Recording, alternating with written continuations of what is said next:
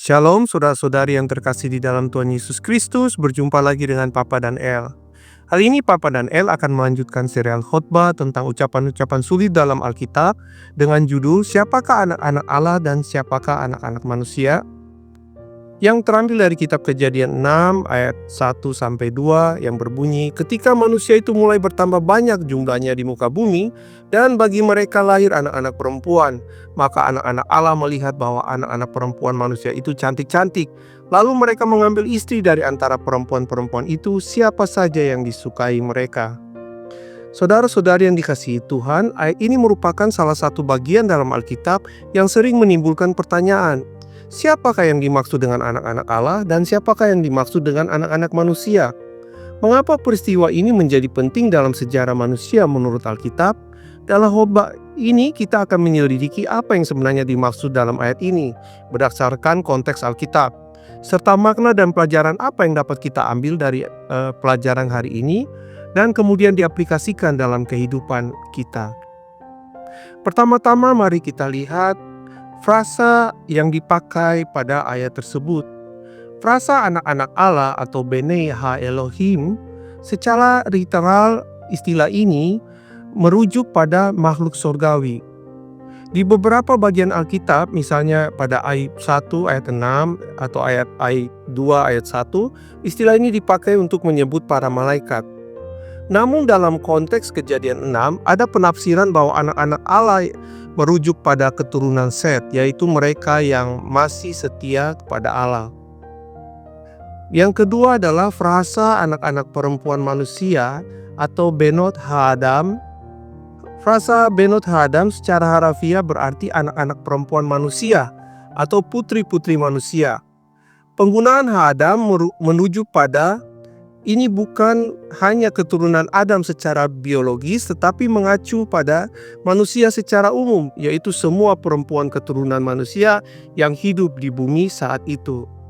Istilah ini menunjukkan bahwa mereka adalah keturunan manusia biasa yang dipercayai sebagai keturunan Kain.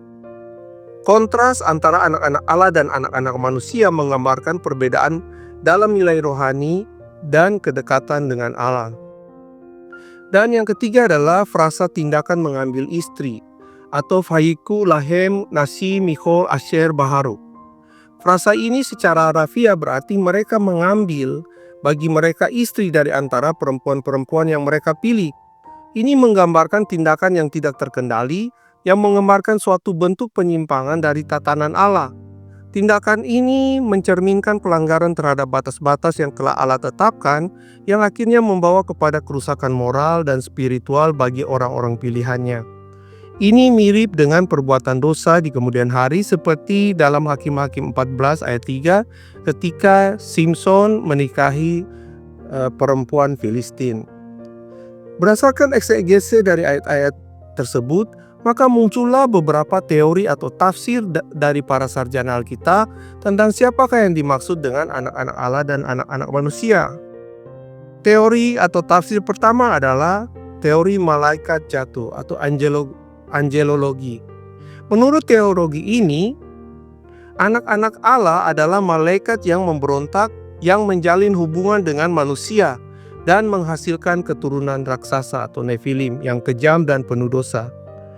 Tafsir pertama ini sering dikaitkan dengan ayat Ayub 1 ayat 6 dan juga Ayub 2 ayat 1 tentang penggunaan kalimat anak-anak Allah yang dikaitkan dengan para malaikat. Juga pada Yudas 1 ayat 6-7 dan 2 Petrus 2 ayat 4-5 memberikan gambaran tentang malaikat yang tidak taat dan kemudian dibuang dari surga. Namun teori ini terpatahkan oleh perkataan Tuhan Yesus sendiri dalam Matius 22 ayat 30 bahwa malaikat tidak memiliki gender, juga tidak kawin dan dikawinkan, atau dengan kata lain bahwa malaikat tidak menikah.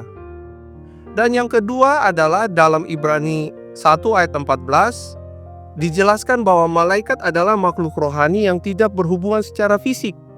Jadi jika malaikat tidak menikah dan tidak bereproduksi, bagaimana mungkin mereka bisa memiliki keturunan dengan manusia? Jadi teori ini tidak dapat diterima karena bertolak belakang dengan perkataan Yesus sendiri. Yang kedua adalah teori penguasa atau raja yang kejam. Teori ini menyatakan bahwa anak-anak Allah merujuk pada para penguasa atau raja yang mengklaim status ilahi dan menjalankan kekuasaan secara tirani dengan mengambil banyak istri. Teori ini sering dikaitkan dengan Mazmur 82 ayat 6 yang berkata, "Aku telah berkata kamu adalah Allah dan anak-anak yang maha tinggi kamu semua." Yang kadang dipakai untuk menggambarkan posisi tertentu para pemimpin dan bahwa pemimpin sebagai anak-anak Allah. Namun kelemahan dalam teori ini tidak ada bukti atau catatan yang jelas tentang raja-raja atau penguasa ini berkaitan dengan raja-raja atau penguasa dalam konteks Kejadian 6.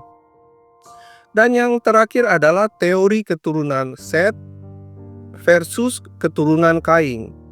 Teori ini memandang bahwa anak-anak Allah adalah keturunan Set yang setia kepada Allah, sedangkan anak-anak perempuan manusia adalah keturunan Kain yang hidup di dalam pemberontakan.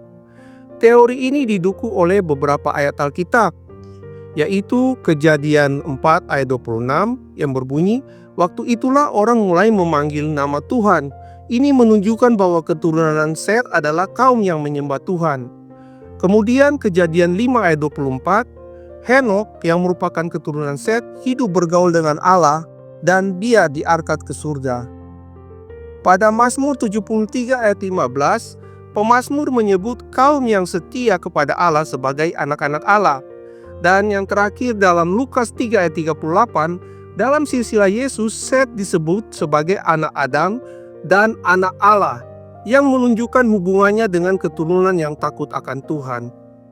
Banyak sarjana Alkitab berpendapat atau menafsirkan bahwa ada pemisah antara garis keturunan Set yang saleh dan garis keturunan Kain yang fasik.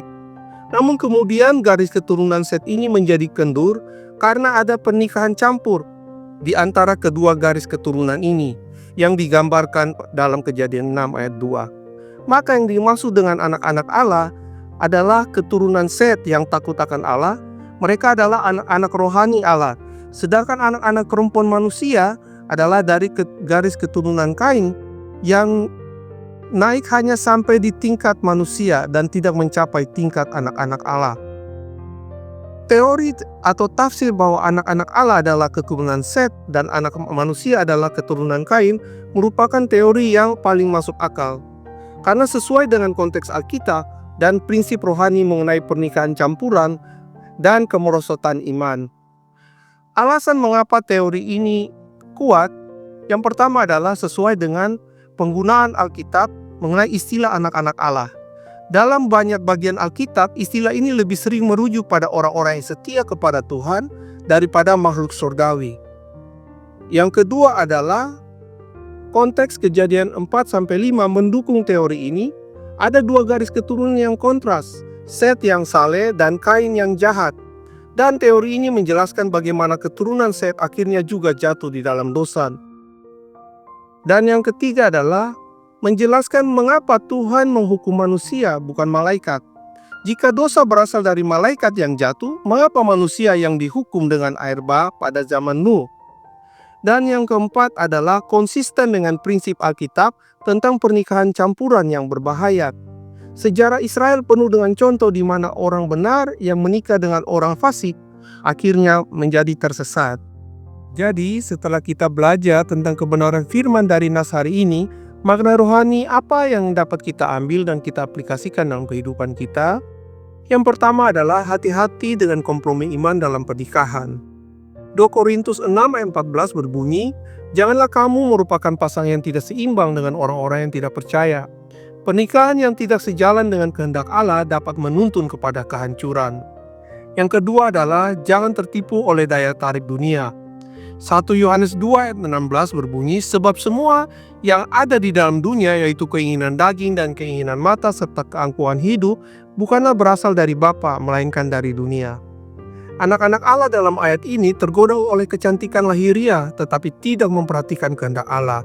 Akhirnya mereka jatuh dalam kutuk dosa dan kehancuran. Yang ketiga adalah dosa akan mendatangkan hukuman Allah. Dalam Kejadian 6 ayat 5-7 menunjukkan bahwa kejahatan manusia semakin bertambah akibat dosa ini, sehingga Allah memutuskan untuk menghukum dengan air bah. Roma 6 ayat 23, sebab upah dosa ialah maut, tetapi kasih karunia Allah ialah hidup yang kekal dalam Kristus Yesus Tuhan kita. Jadi saudara-saudari yang terkasih dalam Tuhan, Kejadian 6 ayat 2 memberikan pelajaran penting tentang kehancuran yang disebabkan oleh ketidaktaatan terhadap Allah, baik dalam pernikahan maupun dalam tindakan moral. Apapun interpretasi yang kita ambil, yang jelas adalah bahwa dosa manusia sebelum air bah mencapai puncaknya karena ketidaksetiaan kepada Allah. Sebagai orang percaya, kita dipanggil untuk hidup dalam ketaatan pada Tuhan, menjauhi kompromi iman, dan tetap setia dalam menjalankan kehendak-Nya. Kiranya kita selalu waspada terhadap jebakan dunia dan tetap mengutamakan kebenaran firman Tuhan dalam hidup kita. Amin. Jadi saudara-saudara yang terkasih dalam Tuhan Yesus, sekian dulu firman dari Papa dan El untuk hari ini. Kita berjumpa lagi pada pertemuan berikutnya. Shalom, Tuhan Yesus memberkati.